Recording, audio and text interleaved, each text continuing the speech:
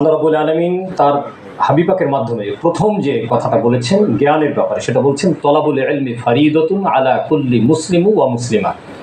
রাসূল আকরাম সাল্লাল্লাহু আলাইহি ওয়াসাল্লাম শিক্ষার ব্যাপারে এখানে শুধু পুরুষদেরকে যদি শুধু মুসলিমও বলতেন তাতেও কিন্তু সমস্ত মুসলিম বললেও কিন্তু আপনার সেখানে নারী পুরুষ এসে যায়, কিন্তু তারপরও রাসূল আকরাম সাল্লাল্লাহু আলাইহি ওয়াসাল্লামের হাদিসটিতে নারীদের শব্দটা মুসলিমা শব্দটা উল্লেখ করা হয়েছে এই জন্য যেন জ্ঞান অর্জনের ব্যাপারে হুজুর সাল্লাল্লাহু আলাইহি ওয়াসাল্লাম এখানে পুরুষ এবং স্ত্রী বা মেয়ের সন্তান এবং পুত্র সন্তানের আলাদা করেন।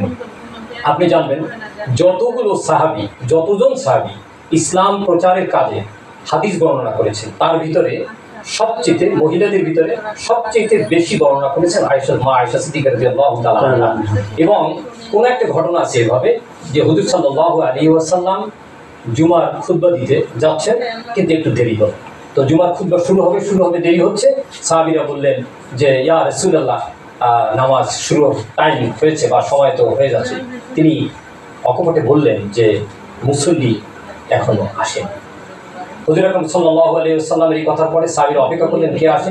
এরপরে নামাজ শুরু হলো। নামাজ শেষ হওয়ার পরে হুজুর সাল্লাল্লাহু আলাইহি ওয়াসাল্লাম জানতে চাইলেন যে কে এমন মুসল্লি যে তিনি আসার পরে আপনি নামাজ শুরু করলেন।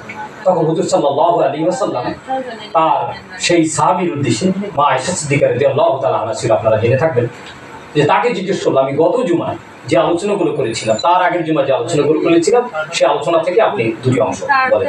তা কেউ সাহাবী বলছিলেন আর মা আয়েশা সিদ্দিকা রাদিয়াল্লাহু তাআলা আনহা তিনি পূর্ণটা বলতে পারলেন। এই কথা বলার পরে সাহাবীর অবাক হলেন। তখন রাসূল আকরাম সাল্লাল্লাহু আলাইহি ওয়াসাল্লাম বলছেন যে জ্ঞান অর্জনের ব্যাপারে এবং জ্ঞান ধারণের ব্যাপারে নারী পুরুষকে কখনো আলাদা করো না। এর পিছনে আরেকটু যাই, আল্লাহ রাব্বুল আলামিন নারীদের উদ্দেশ্যে একটা সূরা নাযিল করেছেন। সেই সূরা সম্পর্কে আল্লাহ প্রথমেই বলছেন ইয়া আইয়ুহান নাস তাকু রাব্বাকুমুল্লাযী খালাকাকুম মিন নাফসিন ওয়াহিদা ওয়া খালাকা মিনহা যাওজাহা। হে মানব সকল, তোমরা তোমার প্রতিপালককে ভয় করো, দেখেন আল্লাহ রাব্বুল আলামিন এখানে নারীকে কতটুকু গুরুত্ব দিয়েছেন। এবং নারী সম্পর্কে শুধু এই সূরা না, সূরা হুজুরাতের ব্যাপারে নারীর জ্ঞানের কথা, নারী সম্পর্কে কথা, অনেক কথা আসছে।